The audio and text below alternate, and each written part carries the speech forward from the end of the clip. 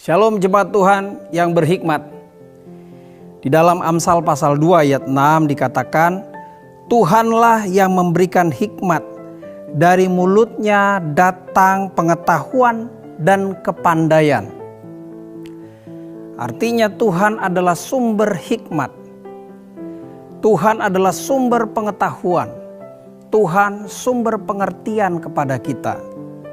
Membuat kita memiliki pengertian, tahu bagaimana hidup dalam kebenaran, mengerti, berhikmat, tahu langkah apa yang harus kita lakukan ketika kita dihadapkan pada bujukan, rayuan-rayuan si jahat.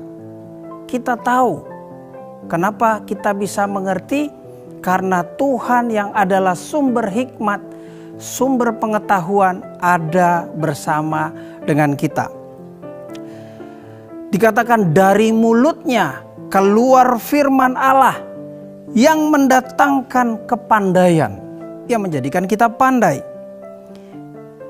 Tuhan yang menerangi pikiran orang-orang yang tulus, orang-orang yang mentaati perkataan firman Allah, mendirikan firman Allah setiap hari dalam kehidupannya. Orang-orang yang demikian Allah akan memberikan kemampuan pada pikirannya untuk mengerti dengan tepat, mengerti dengan baik, apa yang baik, apa yang jahat, yang tidak berkenan di hati Allah. Amsal pasal 2 ayat 16 menjadi tujuan mengapa Allah ingin menerangi pikiran orang-orang percaya. Ayat 16 saya bacakan kepada kita, supaya engkau terlepas dari perempuan jalang dan perempuan asing yang licin perkataannya. Supaya engkau terlepas dari jerat. Kata licin perkataannya itu dalam bahasa Ibrani ada dalam kata khalak. Sebenarnya artinya ada dua, smooth word atau divide. Kira-kira artinya begini, kata ini biasanya digunakan oleh pengrajin logam. Kata ini digunakan untuk membentuk logam, palu digunakan untuk membentuk logam sehingga sesuai, pelan-pelan terbentuk. Jadi wanita jalang, wanita asing dapat membujuk, dapat merayu dengan perkataan yang licin, kata-kata yang lembut, kata-kata yang seakan-akan memberikan pujian, kata-kata dusta yang mempengaruhi. Kesemuanya itu tujuan adalah menarik perhatian kita sehingga kita berpaling dari hati kepada istri kita, berpaling kepada hati orang lain. Tujuannya itu. Tapi firman Tuhan katakan, kalau kita memiliki hikmat yang datangnya dari Allah, kalau pikiran kita diterangi oleh Allah, maka kita dapat luput. Di ayat 16 tadi dikatakan lepas dari jerat perkataan yang licin. Sekalipun bujukan itu disertai dengan perkataan yang sangat kuat untuk merayu.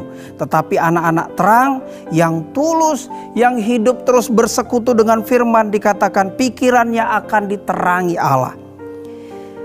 Memang perkataan wanita asing yang tadi seakan memberikan pujian, suami-suami mungkin yang kurang mulai mendapat pujian dari pasangannya.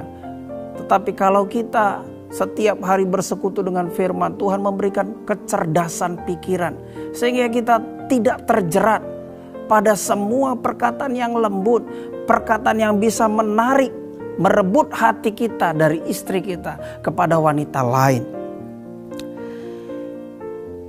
Amsal 5 ayat 3 berkata, bibir perempuan jalang menitikkan tetesan madu. Itu manisnya. Ya. Lalu dilanjutkan, langit-langit mulutnya licin seperti ada minyaknya. Perkataannya sangat kuat mempengaruhi. Tapi tenang, kalau kita terus bersekutu dengan firman, maka firman itu yang akan menerangi pikiran kita sehingga kita tidak terjerat, tidak terjebak. Itu sebabnya di Amsal 2 ayat 7-8 dikatakan, Allah menyediakan pertolongan bagi orang yang jujur, bagi orang yang tulus hatinya, menjadi perisai bagi orang yang tidak bercela lakunya, yang terus menghidupi firman, menegakkan kebenaran firman dalam kehidupannya. Setiap harinya Tuhan akan menyediakan pertolongan bagi mereka. Dan kalau kita tidak hidup dalam terang firman Allah, ada akibat yang dibicarakan. Ayat 18-19 berkata, ayat 18 sampai yang ke-19 di sana dikatakan, saya bacakan kepada kita ayat 18-19. Sesungguhnya rumahnya hilang tenggelam ke dalam maut, jalannya menuju ke arwah-arwah. Segala orang datang kepadanya, tidak balik kembali dan tidak mencapai jalan kehidupan. Sesungguhnya mereka yang tidak tinggal dalam terang Allah,